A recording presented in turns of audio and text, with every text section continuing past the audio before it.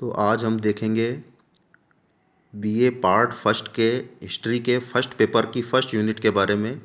प्राचीन भारतीय इतिहास के मुख्य स्रोत क्या हैं, मतलब किन किन चीज़ों से हम हमारे देश के प्राचीन इतिहास को जान सकते हैं। ये प्रश्न आपका 10 अंक का भी आ सकता है और 20 अंक का भी आ सकता है बड़े प्रश्नों में। तो हम देखेंगे इसमें सर्वप्रथम थोड़ा हम इसके मूल में जाएंगे और देखेंगे कि मतलब हमारे जो इतिहासकार हैं और जो पश्चिमी इतिहासकार हैं उनके क्या अनुमान है हमारे देश के इतिहास के विषय में, इतिहास लेखन के विषय में। तो हम देखते हैं प्राचीन भारतीय इतिहास के संबंध में भी कुछ विद्वानों ने अनेक भ्रांतियां उत्पन्न कर दी हैं।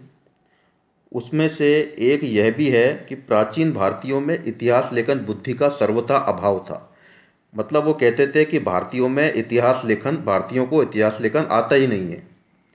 उन्होंने कभी इतिहास लेखन की ओर गंभीरतापूर्वक ध्यान ही नहीं दिया, इसलिए उन्होंने कोई इतिहास ग्रंथ ही नहीं लिखा।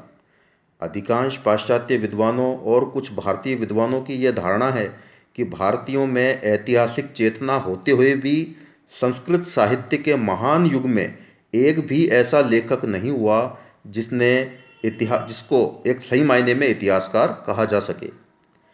मेगास्थनीज ने लिखा है, मेगास्थनीज के बारे में आप जानते ही हैं, चंद्रगुप्त मौर्य के दरबार में आया था ये। तो उसने लिखा है कि भारतीयों में लेखन कला बुद्धि का अभाव था।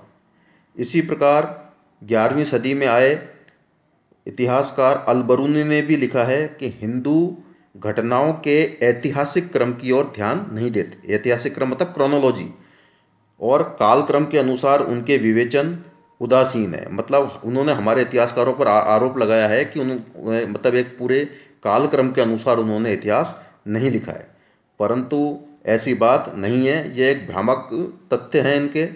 वस्तुतः प्राचीन भारतीयों की इतिहास की आधुनिक परिभाषा से काफ़ी भिन्न थी। भारतीयों ने इतिहास को विद्या ज्ञान के एक विशिष्ट अंग के रूप में स्वीकार किया तथा पंचम वेद के रूप में इतिहास को उच्च मान्यता प्रदान की। इनके इतिहास में पुराण, इतिवृत्त, आख्यांकिका, धर्मशास्त्र, अर्थशास्त्र और नीतिशास्त्र सभी कुछ होता था। पाश्चात्य एवं मध्यकालीन मुस्लिम विचारधारा मनुष्य की लौकिक उपलब्धियों का उल्लेख उनके ऐतिहासिक क्रम में स्वीकार करती है, जिनमें घटनाओं के कालक्रम की प्रधानता है, जबकि प्राचीन भारतीयों का दृष्टिकोण आध्यात्मिकता का था। अतः उन्होंने अपनी आत्मकथाओं और आत्म प्रशस्तियों को अधिक महत्व नहीं दिया, बल्कि मानव धर्म निर्वाह को सर्वोपरि माना।